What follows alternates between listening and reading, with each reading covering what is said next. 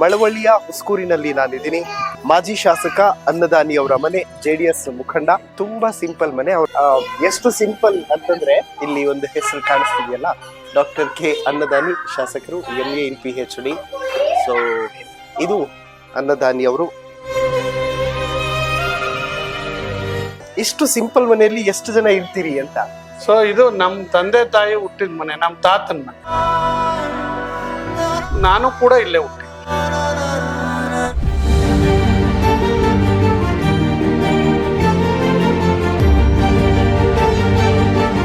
ಎಷ್ಟು ಖರ್ಚು ಮಾಡಿದ್ರಿ ಸರ್ ಫಸ್ಟ್ ಎಲೆಕ್ಷನ್ಗೆ?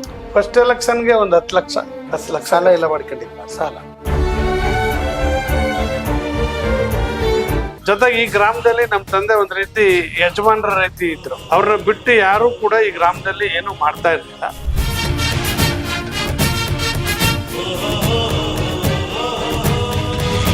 ನಮ್ಮನ್ನ ಸನ್ಮಾನ್ಯ ಕುಮಾರಸ್ವಾಮಿ ಅವರು ಗುರ್ತು ಮಾಡಿ ನಿನ್ಯಾಕ್ ನಿಲ್ಲಿಸಬಾರ್ದು ಮಳವಳ್ಳಿ ಅಂತ ಹೇಳಿ ನನ್ಗೊಂದು ಅವಕಾಶ ಮಾಡಿಕೊಟ್ಟು ಇಲ್ಲಿ ಚುನಾವಣೆಗೆ ನಿಲ್ಲಿಸಿ.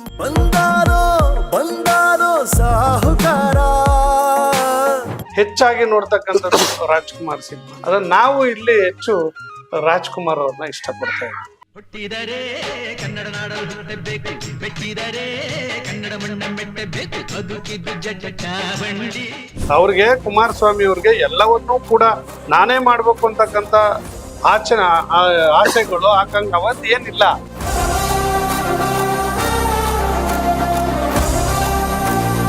ಪ್ರಥಮವಾಗಿ ಅವ್ರು ಮುಖ್ಯಮಂತ್ರಿ ಆಗ್ಲಿಕ್ಕೆ ಕಾರಣ ಯಾರು ಅಂದ್ರೆ ಶ್ರೀಮಂತ್ ಕುಮಾರಸ್ವಾಮಿ ಅವರು. ಅವತ್ ಕುಮಾರಸ್ವಾಮಿ ಅವ್ರೇನು ಮಂತ್ರಿ ಆಗಿರ್ಲಿಲ್ಲ, ಮುಖ್ಯಮಂತ್ರಿ ಆಗಿರ್ಲಿಲ್ಲ, ನಿಮ್ಮನ್ನೇ ಮಂತ್ರಿ ಮಾಡಿದ್ರು. ಪ್ರಾರಂಭದಲ್ಲಿ ಚೆಲುವರಾಯಸ್ವಾಮಿ ಅವರನ್ನೇ ಮಂತ್ರಿ ಮಾಡಿದ್ರು. ಆಗ ಕುಮಾರಸ್ವಾಮಿ ಅವರು ಏನೂ ಇಲ್ಲ, ಸಾಮಾನ್ಯ ಶಾಸಕ, ರಾಮನಗರದ ಶಾಸಕ. ಆ ಸಂದರ್ಭಕ್ಕಾಗಿ ನಾವು ಕಾಯ್ತಾ ಇರ್ಬೇಕು. ಈಗ ನಿಖಿಲ್ ಕುಮಾರಸ್ವಾಮಿ ಅವರು ಸೋಲೇನಾಗಿದೆ, ಮುಂದಿನ ದಿನಗಳಲ್ಲಿ, ದಿನಮಾನದಲ್ಲಿ ಬಹುಶಃ ಈ ಪಕ್ಷದ ಭವಿಷ್ಯದ ನಾಯಕ.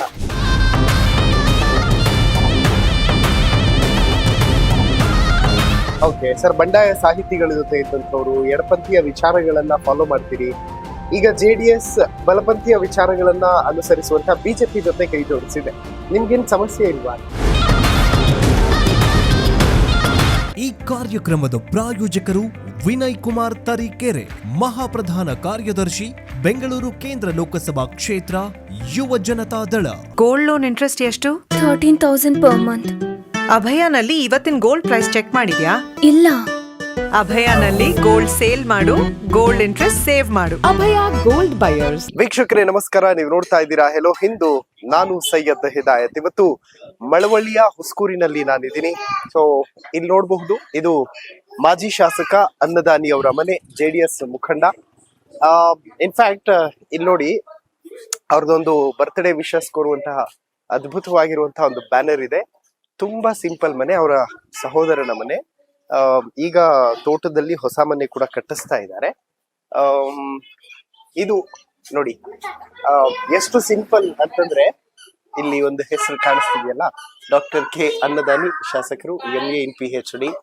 ಸೊ ಇದು ಅನ್ನದಾನಿ ಅವರು ಈ ಊರಿಗೆ ಬಂದಾಗ ವಾಸ ಮಾಡುವಂತ ಜಾಗ. ಸೊ ಬನ್ನಿ, ಇವತ್ತು ನಮ್ಮ ಅತಿಥಿಯನ್ನ ಮಾತನಾಡಿಸುವಂತ ಒಂದು ಪ್ರಯತ್ನವನ್ನ ಮಾಡ್ತಾ ಹೋಗೋಣ. ಸೊ ಅನ್ನದಾನಿ ಅವರ ಮನೆಗೆ ತಮ್ಮೆಲ್ಲರಿಗೂ ಪ್ರೀತಿಯ ಸ್ವಾಗತ. ಸರ್ ನಮಸ್ಕಾರ, ಹೇಗಿದ್ದೀರಿ ಸರ್? ನಿಮ್ದೇ ಮನೇನ ಸರ್ ಇದು? ಅಲ್ಲಿ ಹೊರಗಡೆ ಬೋರ್ಡ್ ನೋಡಿದೆ ಸರ್, ಶಾಸಕರು ಅನ್ನದಾನಿ ಅಂತ. ಇಷ್ಟು ಸಿಂಪಲ್ ಮನೆಯಲ್ಲಿ ಎಷ್ಟು ಜನ ಇರ್ತೀರಿ ಅಂತ? ಇಲ್ಲ, ಇಲ್ಲಿ ನಮ್ ದೊಡ್ಡಣ್ಣ ಇರ್ತಾರೆ. ದೊಡ್ಡಣ್ಣನ ಮಗ ಒಬ್ಬ ಇದ್ದಾನೆ, ಇನ್ನೊಬ್ಬ ಬೆಂಗಳೂರಿನಲ್ಲಿ ವಾಸ ಇದ್ದಾನೆ. ಒಬ್ಬ ಮಾತ್ರ ಅವ್ರ ಕುಟುಂಬ ಇಲ್ಲಿದೆ. ಹೆಣ್ಮಕ್ಳು ನಮ್ಮ ಅಣ್ಣನ್ಗೆ ಒಬ್ಬರೇ ಇರೋದು. ಅವರು ಹೊರಗಡೆ ಮದುವೆ ಆಗಿದ್ದಾರೆ, ಇಲ್ಲೇ ಪಕ್ಕದ ಮನೆಗೆ. ಅವ್ರು ಬೆಂಗಳೂರಿನಲ್ಲಿ ಇದ್ದಾರೆ. ಓಕೆ. ಸೊ ಇದು ನಮ್ ತಂದೆ ತಾಯಿ ಹುಟ್ಟಿದ ಮನೆ, ನಮ್ ತಾತನ ಮನೆ. ನಮ್ ತಾತ ಹುಟ್ಟಿದ ಮನೆ ಇದು. ಓಕೆ. ನಮ್ ತಂದೆ ಹುಟ್ಟಿದ್, ನಾನು ಕೂಡ ಇಲ್ಲೇ ಹುಟ್ಟಿದ್ದು. ಓ, ಇದೇ ಮನೆ? ನಾನು, ನಮ್ಮ ಅಣ್ಣಂದಿರೆಲ್ಲ ಇಲ್ಲೇ ಈ ಮನೆಯಲ್ಲೇ ಹುಟ್ಟಿದ್ದು. ಓ, ಇದು ಸ್ಟಡೀಸ್ ಎಲ್ಲ ಸರ್? ನಾನು 7ನೇ ಕ್ಲಾಸ್ ವರೆಗೂ ಹುಸ್ಕೂರ್ನಲ್ಲೇ ಗವರ್ಮೆಂಟ್ ಪ್ರೈಮರಿ ಸ್ಕೂಲ್ ನಲ್ಲೇ ಮಿಡ್ಲ್ ಸ್ಕೂಲ್ ನಲ್ಲೇ ವಿದ್ಯಾಭ್ಯಾಸ ಮಾಡಿದ್ದು. ಹ್ಮ್ ಹ್ಮ್ ಅನಂತರ ಪ್ರೌಢಶಾಲೆಗೆ ಅಂತೇಳಿ ಓದ್ಲಿಕ್ಕೋಸ್ಕರ ವಿದ್ಯಾರ್ಥಿ ನಿಲಯಕ್ಕೋಸ್ಕರ ಬೆಂಗಳೂರು ಹೋದೆ. ಓಕೆ ಹಾ ಅನಂತರ PhD ಮಾಡೋವರೆಗೂ ಬೆಂಗಳೂರಿನಲ್ಲೇ ವಿದ್ಯಾಭ್ಯಾಸವನ್ನ ಮಾಡಿದ್ದೆ. ಓಕೆ, ಅದು ನಿಮ್ಮ ತಂದೆಯವ್ರ ಫೋಟೋನ ಸರ್? ಕೆಂಚೆ ಇದು ನಮ್ಮ ತಂದೆ, ಹಾ ಇದು ನಮ್ಮ ತಾಯಿ. ಓಕೆ. 2000 ಇಸ್ವಿಯಲ್ಲಿ ತಂದೆಯವರು ಅವ್ರು ತೀರ್ಕೊಂಡಿದ್ದು. ಇವರು ಅದಾದ ನಂತರ 15 ವರ್ಷ 2015ರಲ್ಲಿ ಇವ್ರು ತೀರ್ಕೊಂಡಿದ್ದು. ನಮ್ಮ ತಾಯಿ. ಓಕೆ, ಏನ್ ಕನಸಿತ್ತು ಸರ್ ನಿಮ್ಮ ತಂದೆ ತಾಯಿಗೆ ನಿಮ್ಮ ಬಗ್ಗೆ? ಇಲ್ಲ, ನನ್ನ ಬಗ್ಗೆ ಅವನು ಚೆನ್ನಾಗಿ ಓದ್ಬೇಕು, ಒಳ್ಳೆ ಸರ್ಕಾರಿ ಉದ್ಯೋಗಕ್ಕೆ ಸೇರ್ಬೇಕು, ನಮ್ಗೊಂದ್ ಸ್ವಲ್ಪ ಸಣ್ಣ ಪುಟ್ಟ ಹೆಸರು ತಂದು ಕೊಡ್ಬೇಕು ಅನ್ನೋ ಭಾವನೆ ನಮ್ ತಂದೆಗಿತ್ತು. ಓಕೆ. ಜೊತೆಗೆ ಈ ಗ್ರಾಮದಲ್ಲಿ ನಮ್ ತಂದೆ ಒಂದ್ ರೀತಿ ಯಜಮಾನ್ರ ರೀತಿ ಇದ್ರು. ಓ, ಅವ್ರನ್ನ ಬಿಟ್ಟು ಯಾರು ಕೂಡ ಈ ಗ್ರಾಮದಲ್ಲಿ ಏನು ಮಾಡ್ತಾ ಇರ್ಲಿಲ್ಲ. ಅವ್ರ ಎಲ್ಲದಕ್ಕೂ ಕೂಡ ಎಲ್ಲಾ ವಿಚಾರಕ್ಕೂ ಕೂಡ ಇನ್ವಾಲ್ವ್ ಆಗ್ತಾ ಇದ್ರು. ಓಕೆ. ಬಹಳ ಹಿರಿಯರಾಗಿ ಕಿರಿಯರಿಗೆ ಮಾರ್ಗದರ್ಶನ ಮಾಡ್ತಾ ಇದ್ರು. ಅದರಲ್ಲಿ ನಾನು ನನ್ನನ್ನು ಒಬ್ಬನ್ ಮಾತ್ರ, ನಾವು 6 ಜನ ಮಕ್ಕಳಲ್ಲಿ ನನ್ನನ್ ಮಾತ್ರ ಓದಿಸಿರೋದು. ಓಕೆ. ಎರಡನೇ ಅಣ್ಣ ಸ್ವಲ್ಪ ಓದಿದ್ರು, 7-8ನೇ ಕ್ಲಾಸ್ ವರೆಗೂ ಓದಿದ್ರು ಅಷ್ಟೇ. ಅನಂತರದಲ್ಲಿ ನಾನು PhD ವರೆಗೂ ಓದಿ, ಓಕೆ, ಅನಂತರದಲ್ಲಿ ರಾಜಕಾರಣಕ್ಕೆ ಬರ್ಬೇಕು ಅಂತಕ್ಕಂತ ಮಹತ್ತರವಾದಂತ ಆಸೆ ನನಗೇನಿರ್ಲಿಲ್ಲ. ನಮ್ ಬ್ಯಾಕ್ ಗ್ರೌಂಡ್ ಅಲ್ಲಿ ಸ್ವಲ್ಪ ಸಣ್ಣ ಪುಟ್ಟ ಸಮಸ್ಯೆ ಇತ್ತು. ಓಕೆ. ಮತ್ತೆ ಅವತ್ತಿನ ಪರಿಸ್ಥಿತಿ ಆರ್ಥಿಕವಾಗೂ ಕೂಡ ಸ್ವಲ್ಪ ಸಮಸ್ಯೆ ಇತ್ತು ನಮ್ಗೆ. ಆ ಆರ್ಥಿಕವಾಗೂ ಕೂಡ ಸಮಸ್ಯೆ ಇದ್ದಾಗ ನಾವು ಒಂದು ಉದ್ಯೋಗ ಸೇರ್ಕೊಳಕ್ಕೋಸ್ಕರ ವಿದ್ಯಾಭ್ಯಾಸ ಮಾಡಿದ್ದು. ವಿದ್ಯಾಭ್ಯಾಸ ಮಾಡಿದ್ದೆ ಉದ್ಯೋಗಕ್ಕೋಸ್ಕರ. ಅನಂತರದಲ್ಲಿ ನಮ್ಮನ್ನ ವಿದ್ಯಾಭ್ಯಾಸದಲ್ಲಿ ಅಲ್ಲೇ ವಿದ್ಯಾರ್ಥಿ ನಾಯಕನಾಗಿ ನಾನು ಚುನಾವಣೆಗೆ ನಿಲ್ಲೋದು, ಗೆಲ್ಲೋದು, ವಿದ್ಯಾರ್ಥಿ ಆಕ್ಟಿವಿಟೀಸ್ ಅನ್ನ ಬೆಳೆಸ್ಕೊಂಡ್ ಬಂದೆ. ವಿದ್ಯಾರ್ಥಿ ನಿಲಯಗಳಲ್ಲಿ ಬಡವ್ರ ಮಕ್ಕಳಿಗೆ ಸೀಟ್ ಕೊಡ್ಸೋದು, ಅಲ್ಲಿ ಹಾಸ್ಟೆಲ್ ಕೊಡ್ಸೋದು, ಕಾಲೇಜ್ನಲ್ಲಿ ಸೀಟ್ ಕೊಡ್ಸೋದು, ಚುನಾವಣೆ ಮಾಡೋದು, ರಾಜಕಾರಣಿಗಳಿಗೆ ಸಪೋರ್ಟ್ ಮಾಡೋದು, ಇದೆಲ್ಲವನ್ನು ಮಾಡ್ಕೊಂಡ್ ಅಂತ ಬಂದು ಗುರ್ತಿಸ್ಕೊಂಡಾಗ ನಮ್ಮನ್ನ ಸನ್ಮಾನ್ಯ ಕುಮಾರಸ್ವಾಮಿ ಅವರು ಗುರ್ತು ಮಾಡಿ, ನಿನ್ಯಾಕ್ ನಿಲ್ಲಿಸಬಾರ್ದು ಮಳವಳ್ಳಿಲಿ ಅಂತೇಳಿ ನನ್ಗೊಂದು ಅವಕಾಶ ಮಾಡಿಕೊಟ್ಟು ಇಲ್ಲಿ ಚುನಾವಣೆಗೆ ನಿಲ್ಸ. ಎಷ್ಟು ಖರ್ಚು ಮಾಡಿದ್ರಿ ಸರ್ ಫಸ್ಟ್ ಎಲೆಕ್ಷನ್ಗೆ? ಫಸ್ಟ್ ಎಲೆಕ್ಷನ್ಗೆ ಒಂದು 10 ಲಕ್ಷ. 10 ಲಕ್ಷ ಸಾಲ ಎಲ್ಲ ಮಾಡ್ಕೊಂಡಿದ್ರ? ಸಾಲ ತೀರ್ಸಿದ್ರ? ಅದನ್ನ ಎಲ್ಲ ತೀರ್ಸಿದ್ವಿ, ಹಂತವಾಗಿ ತೀರ್ಸಿದ್ವಿ. ನಾನು ಒಂದು ಉದ್ಯೋಗ ಮಾಡ್ತಿದ್ದೆ, ನಾನೊಂದು ಬಾರ್ ಅಂಡ್ ರೆಸ್ಟೋರೆಂಟ್ ಲೈಸೆನ್ಸ್ ತಗೊಂಡಿದ್ದೆ, ಅದನ್ನ ಅಡವಿಟ್ಟಿದ್ದೆ ಒಂದ್ 2-3 ಲಕ್ಷಕ್ಕೆ. ಮತ್ತಿನ್ನೊಂದಷ್ಟು ಹಣ ಅವ್ರ ಹತ್ರ ಸ್ನೇಹಿತರ ಹತ್ರ ಕಲೆಕ್ಟ್ ಮಾಡಿ ಮೊದಲನೇ 1999ನೇ ಇಸ್ವಿನಲ್ಲಿ JDS ಮತ್ತೆ JDU ಅಂತ ಇಬ್ಬಾಗ ಆಯ್ತು. ಸೋಮಶೇಖರ್ ಜನತಾದಳದಲ್ಲಿ ಇದ್ದು ಅವ್ರು JDU ಹೋದ್ರು, ನಾನು JDS ಗೆ ಒಂದು ಅವಕಾಶ ಸಿಕ್ತು. ನಮ್ಮಲ್ಲಿ ಒಂದಿಬ್ರು ಸ್ನೇಹಿತರು, ನನ್ನ ಆತ್ಮೀಯರು ರಮೇಶ್ ಮತ್ತು ರವಿ ಅಂತ, ಆ ಕಾಲಕ್ಕೆ ಅವರು ಸ್ಥಳೀಯವಾಗಿ ನನ್ನನ್ನ ಗುರ್ತಿಸಿ ಇಲ್ಲಿ ಮಳವಳ್ಳಿಗೆ ನಿಂತ್ಕೋಬಾ ಅಂತ ಹೇಳಿ ಕರ್ಕೊಂಡ್ ಬಂದು ಕುಮಾರಸ್ವಾಮಿ ಅವ್ರಿಗೆ ಹೇಳಿ ನನ್ನನ್ನ ಇಲ್ಲಿ ಚುನಾವಣೆಗೆ ನಿಲ್ಸಿದ್ರು. ಆ ಸಂದರ್ಭದಲ್ಲಿ ನಾನು ಸೋತೆ, ಒಂದ್ 6,000 ಓಟಲ್ಲಿ ಸೋತೆ. ಅನಂತರ 2004ರಲ್ಲಿ ಮತ್ತೆ ಜನ ಗೆಲ್ಲಿಸಿದ್ರು. ಓಕೆ ವೀಕ್ಷಕರೇ, ನಿಮ್ಗೊಂದು ಆಲ್ಬಮ್ ತೋರಿಸ್ತೀನಿ ನೋಡಿ. ಅಲ್ಲಿ ಸರಿಗೆ ಕೊಟ್ಟಿರುವಂತಹ ನೆನಪಿನ ಕಾಣಿಕೆ ಅಂತ ಅನಿಸ್ತದೆ. ಅದು ಯಾವ ಸಂದರ್ಭದಲ್ಲಿ ಸರ್ ಇದು ಕೊಟ್ಟಿದ್ದು?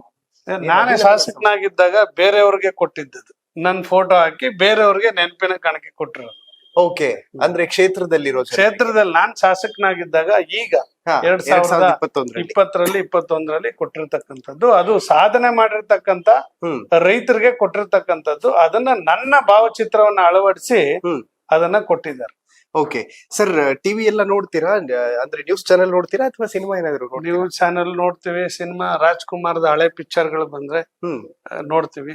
ಓಕೆ, ಅದು ಥೀಮ್ ಚೆನ್ನಾಗಿರ್ಬೇಕು, ಸ್ಟೋರಿ ಚೆನ್ನಾಗಿರ್ಬೇಕು, ಆಗಿದ್ದಾಗ ಹಾಡುಗಳು ಚೆನ್ನಾಗಿದ್ದಾಗ ನಾವು ಸಿನಿಮಾಗಳು ನೋಡ್ತೀವಿ. ಯಥೇಚ್ಛವಾಗಿ ಹೆಚ್ಚಾಗಿ ನೋಡ್ತಕ್ಕಂಥದ್ದು ರಾಜ್ಕುಮಾರ್ ಸಿನಿಮಾ, ಅನ್ನೋರ್ ಸಿನಿಮಾ. ಅಂಬರೀಶ್ ಅವ್ರ ಸಿನಿಮಾನು ನೋಡ್ತೀನಿ. ಅಂದ್ರೆ ನಮ್ಮ ಜಿಲ್ಲೆಯವರೇ ಅವರು, ಆದ್ರೆ ಅವ್ರ ಪ್ರಭಾವ ಈ ಕಡೆ ಏನಿಲ್ಲ. KM ದೊಡ್ಡಿ, ಮದ್ದೂರು ಆ ಭಾಗದಲ್ಲಿ ಸ್ವಲ್ಪ ಪ್ರಭಾವ. ಅದ್ರ ನಾವು ಇಲ್ಲಿ ಹೆಚ್ಚು ರಾಜ್ಕುಮಾರ್ ಅವ್ರನ್ನ ಇಷ್ಟಪಡ್ತಾ ಇದ್ದೀವಿ. ಓಕೆ ಸರ್, ಈ ರಾಜಕೀಯಕ್ಕೆ ಬರುವಂತಹ ಸಂದರ್ಭದಲ್ಲಿ ಕೆಲವೊಂದು ಘಟನೆಗಳು ಕೆಲವರಿಗೆ ಇನ್ಸ್ಪಿರೇಷನ್ ಆಗಿರುತ್ತೆ. ನಿಮ್ಗೆ ಏನ್ ಇನ್ಸ್ಪಿರೇಷನ್ ಆಗಿತ್ತು ಆಕ್ಚುಲಿ ರಾಜಕೀಯಕ್ಕೆ ಬರೋದಕ್ಕೆ ಅಂತ? ನಾನು ಮೂಲತಃ ವಿದ್ಯಾರ್ಥಿ ಚಳವಳಿಯಲ್ಲಿ ಇದ್ದವನು. ಆಮೇಲೆ ದಲಿತ ಸಂಘರ್ಷ ಸಮಿತಿಯಲ್ಲಿ ಕೆಲಸ ಮಾಡಿದವನು, DSS ಅಲ್ಲಿ. ಓಕೆ. ಅಲ್ಲಿ ಜನರ ನೋವುಗಳನ್ನ ಅರ್ಥಕೊಂಡಿದ್ದವನು, ಕಷ್ಟಗಳನ್ನ ದಲಿತ ಸಮಾಜದ ಅವ್ರಿಗೆ ಇರ್ತಕ್ಕಂತ ಕ್ಲಿಷ್ಟಕರವಾದಂತ ನೋವು ಪರಿಸ್ಥಿತಿಗಳನ್ನ ಅರ್ಥ ಮಾಡ್ಕೊಂಡು ಅದೆಲ್ಲ ಹತ್ತಿರದಿಂದ ನೋಡೋನು ಮತ್ತೆ ಹೋರಾಟ ಮಾಡ್ತಿದ್ದೆ. ಆದ್ರೆ ಇದಕ್ಕೆಲ್ಲ ಎಲ್ಲಿ ಪರಿಹಾರ ಅಂತಂದಾಗ ರಾಜಕೀಯ ಅಧಿಕಾರ ಹಿಡಿದ್ರೆ ಎಲ್ಲವನ್ನೂ ಕೂಡ ಪರಿಹಾರ ಮಾಡ್ಲಿಕ್ಕೆ ಸಾಧ್ಯ ಇದೆ ಅಂತ ಹೇಳಿ ಅಂಬೇಡ್ಕರ್ ಏನ್ ಹೇಳಿದ್ರು, political key is the master key ಅಂತ ಹೇಳಿ. ಇದ್ರಲ್ಲಿ ಎಲ್ಲವನ್ನೂ ಪರಿಹಾರ ಮಾಡ್ತಕ್ಕಂತ ಶಕ್ತಿ ಯಾವ್ದಕ್ಕಿದೆ ಅಂದ್ರೆ ರಾಜಕಾರಣಕ್ಕಿದೆ. ಆ ದೃಷ್ಟಿಯಿಂದ ಅವರಿಂದ ಇನ್ಸ್ಪಿರೇಷನ್ ಆಗಿ ಬಾಬಾ ಸಾಹೇಬ್ ಅಂಬೇಡ್ಕರ್ ಇನ್ಸ್ಪಿರೇಷನ್ ಅಂದ ನಾನು ಇವತ್ತು ಈ ರಾಜಕೀಯಕ್ಕೆ ಬಂದಿರ್ತೇನೆ. ಓಕೆ. 3 ಜನ ಅಣ್ಣಂದ್ರು ಅನ್ಸುತ್ತಲ್ಲ ಸರ್? ಇಲ್ಲ, ಇಬ್ರು ಅಣ್ಣಂದಿರಿ. ಇವ್ರು ನನ್ ದೊಡ್ಡಪ್ಪನ ಮಗ. ಇವ್ರು ನಮ್ ದೊಡ್ಡಪ್ಪನ ಮಗ, ಅವರು ಅಣ್ಣನೇ. ಓಕೆ. ಇದು ಇವ್ರ ಮೊಮ್ಮಕ್ಳು ಅಂತ? ನಮ್ಮ ದೊಡ್ಡಣ್ಣನ ಮೊಮ್ಮಕ್ಳು ಇವರು. ಇವರು ಓಕೆ. ಮತ್ತು ದೇವರ ಕೋಣೆಯನ್ನು ನೀವು ನೋಡ್ತಾ ಇದೀರಿ. ಸೊ ದೇವರನ್ನ ನಂಬ್ತೀರಾ ಸರ್?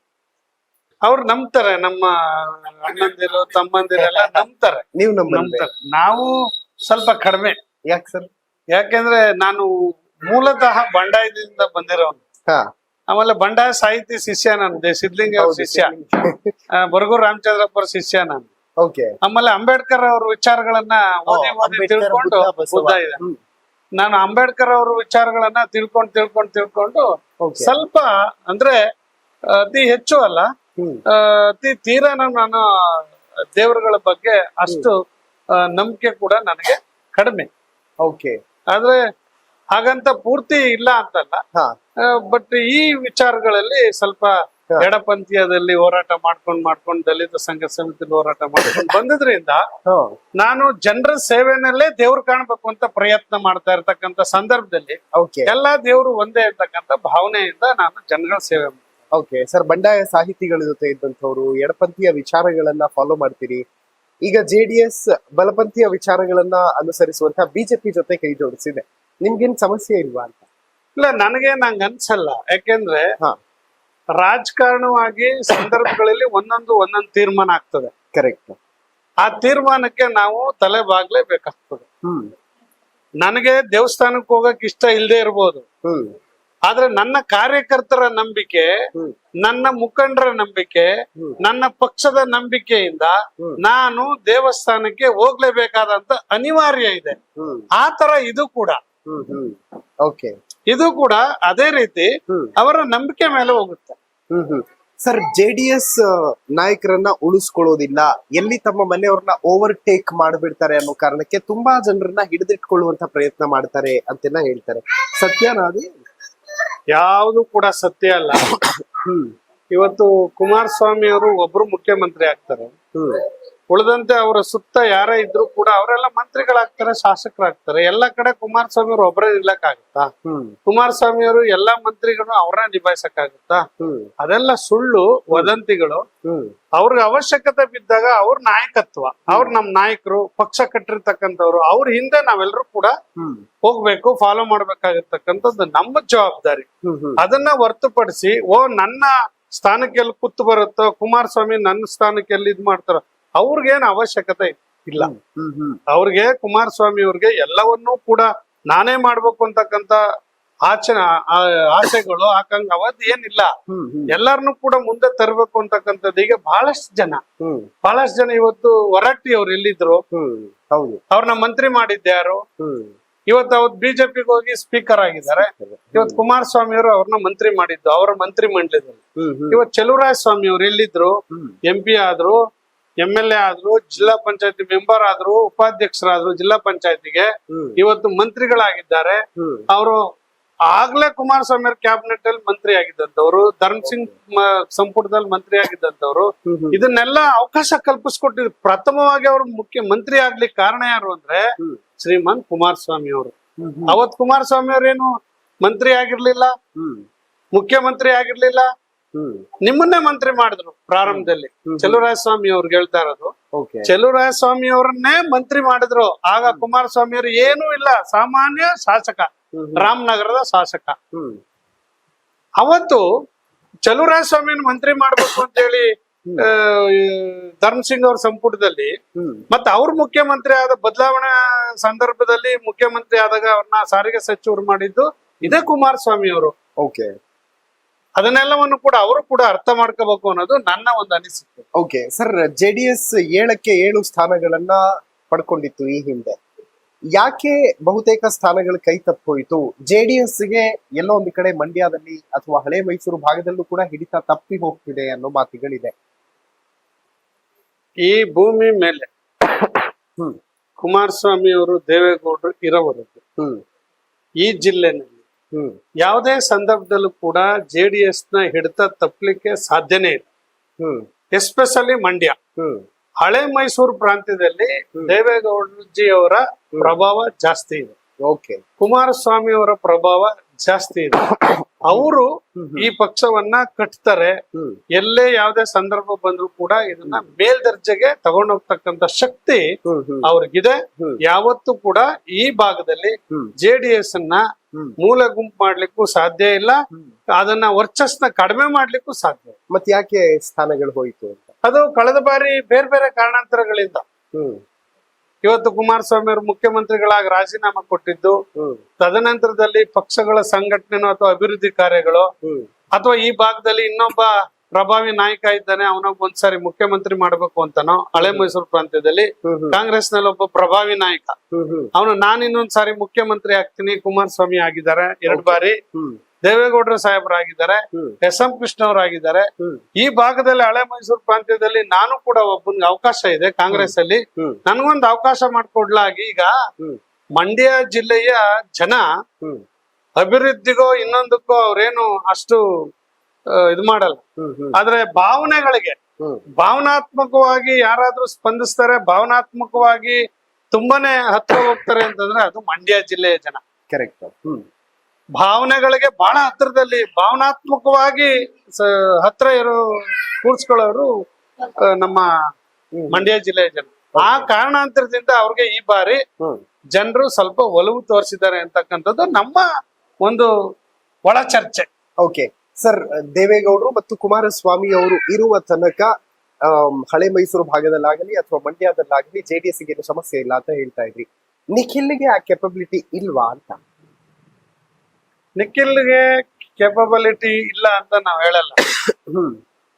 ಆದ್ರೆ ಎಷ್ಟೋ ಜನ ನಾಯಕರ ಮಕ್ಕಳುಗಳು ಸಂಬಂಧಿಕರು ಸೋತಿದ್ದಾರೆ, ಅಥವಾ ಕುಮಾರಣ್ಣನು ಕೂಡ ಸೋತಿದ್ರು. ಹೌದು, ದೇವೇಗೌಡ ಸಾಹೇಬರು ಕೂಡ ಸೋತಿದ್ರು, ರೇವಣ್ಣವರು ಕೂಡ ಸೋತಿದ್ರು, ಅನೇಕ ನಾಯಕರುಗಳು ಸೋತಿದ್ದಾರೆ, ಅವ್ರ ಮಕ್ಕಳುಗಳು ಸೋತಿದ್ದಾರೆ. ನಾಯಕರ ನಾಯಕರುಗಳಿಗೆ ರಾಜಕಾರಣಿಗಳಿಗೆ ಸೋಲು ಹೊಸದೇನಲ್ಲ. ಓಕೆ, ಅದು ಹೊಸದೇನಲ್ಲ, ಗೆಲುವು ಕೂಡ ಹೊಸದೇನಲ್ಲ ಅವ್ರಿಗೆ. ಕರೆಕ್ಟ್. ಸೋಲು ಗೆಲುವು ಎರಡು ಕೂಡ ಬರ್ತಾ ಇರ್ತದೆ. ಹಂಗೆ ಈಗ ಯುವ ನಾಯಕರು ನಿಖಿಲ್ ಕುಮಾರಸ್ವಾಮಿ ಅವರು ಕೆಲವು ಕಾರಣಾಂತರಗಳಿಂದ ಸೋತಿರ್ಬೋದು. ಈಗ ಚನ್ನಪಟ್ಟಣದಲ್ಲಿ ಸೋಲಾಯ್ತು, ಅದಕ್ ಬೇರೆ ಕಾರಣಗಳಿದೆ. ಮಂಡ್ಯ MP ನಲ್ಲಿ ಸೋಲಾಯ್ತು, ಅದಕ್ ಬೇರೆ ಕಾರಣ ಇದೆ. ರಾಮನಗರದಲ್ಲಿ ಸೋಲಾಯ್ತು, ಅದಕ್ ಬೇರೆ ಕಾರಣಗಳಿದೆ. ಬಟ್ ಮೂರು ಸೋಲುಗಳಿದೆಯಲ್ಲ ಸರ್, ಅದು ತುಂಬಾ ಈಗ ನಾವೆಲ್ಲರೂ ಕೂಡ ಯಾವ ಮನುಷ್ಯನ ಅದನ್ನ ಹೇಳಿದ್ ನಾನು, ನಮ್ಮ ಮನಸ್ಸನ್ನ ಯಾವತ್ತೂ ಕೂಡ ಗಟ್ಟಿಯಾಗಿ ಇಟ್ಕೊಂಡು ಒಂದು ಕ್ಷೇತ್ರಕ್ಕೆ ಬಂದ್ಮೇಲೆ ನಾವು ಸೋಲ್ಲಿ ಗೆಲ್ಲಿ ಹೋರಾಟ ಮಾಡ್ತಾ ಇರ್ತೀವಿ.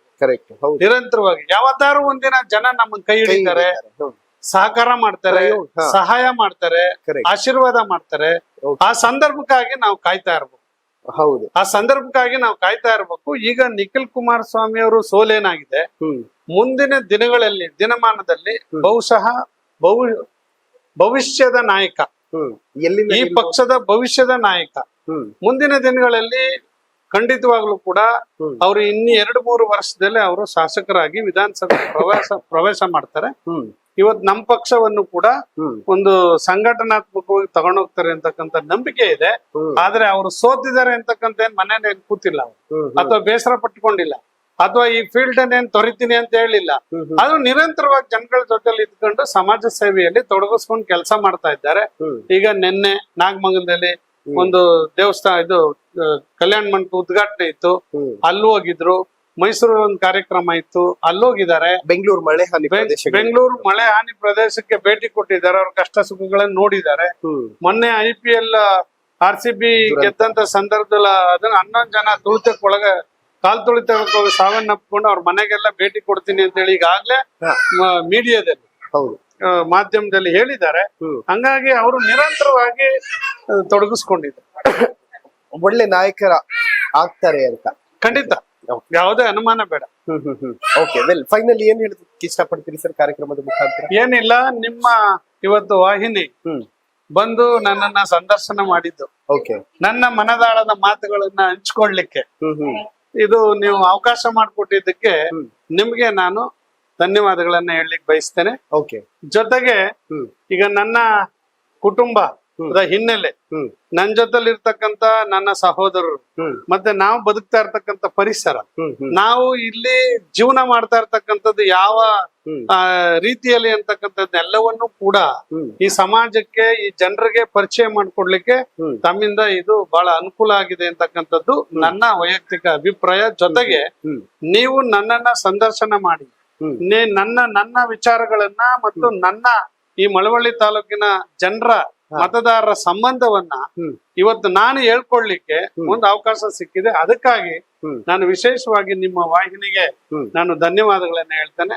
ನಿಜವಾಗ್ಲೂ ಕೂಡ ಇದು ಒಂದು ಒಳ್ಳೆಯ ಉತ್ತಮವಾದಂತ ಬೆಳವಣಿಗೆ. ಮುಂದಿನ ದಿನಗಳಲ್ಲಿ ನಿಮ್ಮಂತ ವಾಹಿನಿಗಳ ಸಹಕಾರ ಇರ್ಲಿ. ನಾವು ಸಮಾಜ ಸೇವೆ ದೃಷ್ಟಿಯಿಂದ ಈ ರಾಜಕಾರಣವನ್ನ ಮಾಡ್ತಾ ಇದ್ದೀವಿ. ನಾವು ಯಾವುದೇ ಆಸೆ ಆಕಾಂಕ್ಷೆಗಳನ್ನ ಇಟ್ಕೊಂಡು ನನ್ನ ಕುಟುಂಬವನ್ನ ದೊಡ್ಡ ಶ್ರೀಮಂತರು ಮಾಡ್ಬೇಕು ಅಂತಕ್ಕಂಥ ಆಸೆ ಆಕಾಂಕ್ಷೆಗಳನ್ನ ನಾವೆಲ್ಲ ಹೊಂದಿಲ್ಲ. ಅವ್ರಿಗೆ ಅವ್ರದೇ ಆದಂತ ಬದುಕು ಜೀವನವನ್ನ ನಡ್ಸ್ಕೊಂಡು ಹೋಗ್ತಾ ಇದ್ದಾರೆ. ಅದಕ್ಕಾಗಿ ನಮ್ಮ ತಂದೆ ಸ್ವಲ್ಪ ಮಟ್ಟಿಗೆ ಭೂಮಿಯನ್ನು ಉಳಿತಕ್ಕಂಥದ್ದಕ್ಕೆ ಸ್ವಲ್ಪ ಭೂಮಿನೂ ಕೂಡ ನಮಗ್ ಕೊಟ್ಟೋಗಿದ್ದಾರೆ. ಆ ಭೂಮಿಯಲ್ಲಿ ವ್ಯವಸಾಯ ಮಾಡ್ಕೊಂಡು ನನ್ನ ಸಹೋದರರು ಬದುಕ್ತಾ ಇದ್ದಾರೆ, ಕುಟುಂಬವನ್ನ ನಿರ್ವಹಣೆ ಮಾಡ್ತಾ ಇದ್ದಾರೆ. ಅದ್ರ ಜೊತೆಗೆ ನಾನು ಪೂರ್ಣ ಪ್ರಮಾಣದಲ್ಲಿ ನಾನು ರಾಜಕೀಯವಾಗಿ ತೊಡಗಿಸ್ಕೊಂಡು ಅದನ್ನ ಸಮಾಜ ಸೇವೆ ಅಂತ ಹೇಳಿ ತಿಳ್ಕೊಂಡು ಅದ್ರ ಮುಖಾಂತರ ಈ ಕ್ಷೇತ್ರದ ಮಹಾನ್ ಜನತೆಯ ಆಶೀರ್ವಾದದಿಂದ ಈ ಅಧಿಕಾರ ಬಂದಾಗ್ಲೂ ಅವರ ಸೇವೆಗೆ ಉಪಯೋಗಿಸ್ತೇನೆ. ಅಧಿಕಾರ ಬರದೇ ಇದಾಗ್ಲೂ ಅವ್ರ ಜೊತೆ ಒಬ್ಬ ಸೇವಕನಾಗಿ ನಿಲ್ತೇನೆ ಅಂತಕ್ಕಂಥ ಮಾತನ್ನ ಈ ಸಂದರ್ಭದಲ್ಲಿ ಹೇಳಿ. Okay, thank you so much sir. ತುಂಬಾ ಖುಷಿ ಆಯ್ತು ಮಾತಾಡಿ ತಮ್ಮ ಜೊತೆ. ಧನ್ಯವಾದ. ವೆಲ್, ನೋಡಿದ್ರಲ್ಲ ವೀಕ್ಷಕರೇ, ಇದಿಷ್ಟು ಅನ್ನದಾನಿಯವರ ಮಾತುಗಳು. ಅದೇನಿದ್ರು ಕೂಡ ಸೋತರು ಸುಮ್ಮನಿರದ ನಾಯಕ ಆ ಸಾಲಿನಲ್ಲಿ ಅನ್ನದಾನಿಯವರು ಕೂಡ ನಿಂತ್ಕೋತಾರೆ. ಇನ್ಫ್ಯಾಕ್ಟ್ ತುಂಬಾ ಜನ ನಾವು ಸೋತ್ ಹೋಗಿದೀವಿ, ಬೇಡ ಜನರನ್ನ ಹತ್ರ ಸೇರ್ಸೋದ್ ಬೇಡ ಅನ್ನುವಂತ ನಿರ್ಧಾರಕ್ಕೆ ಬಂದಿರ್ತಾರೆ. ಆಮೇಲೆ ನನಗೆ ತುಂಬಾ ಬ್ಯೂಟಿಫುಲ್ ಅಂತ ಅನಿಸಿದ್ದು ಅಂತಂದ್ರೆ, ಅವರು 2 ಬಾರಿ ಶಾಸಕರಾಗಿದ್ರು. 2 ಟರ್ಮ್ ಅಲ್ಲೂ ಕೂಡ ಮನೆ ಮಾಡ್ಕೊಳ್ಳುವಂತಹ ಖಯಾಲಿ ಮಾಡಿರ್ಲಿಲ್ಲ. IBL ಉಳ್ಕೊಳ್ಳುವಂತದ್ದಾಗಿತ್ತು, ಮತ್ತು ಅಣ್ಣಂದಿರ ಮನೆಯಲ್ಲಿ ಉಳ್ಕೊಳ್ಳುವಂತದ್ದಾಗಿತ್ತು. ಸೊ ಇದು ಅವರು ಹುಟ್ಟಿ ಬೆಳೆದಂತಹ ಮನೆ ಮತ್ತು ಅವರ ಮನೆಯ ಮಾತು, ಮನದ ಮಾತನ್ನ ನಿಮ್ಮ ಮುಂದೆ ಇಡುವಂತಹ ಒಂದು ಸಣ್ಣ ಪ್ರಯತ್ನ ನಂದಾಗಿತ್ತು. ನೋಡ್ತಾ ಇರಿ ಹೆಲೋ ಹಿಂದೂ. ನಾನು ಸೈಯದ್ ಹಿದಾಯತ್, ಸೈನಿಂಗ್ ಆಫ್, ಮಳವಳ್ಳಿಯಿಂದ.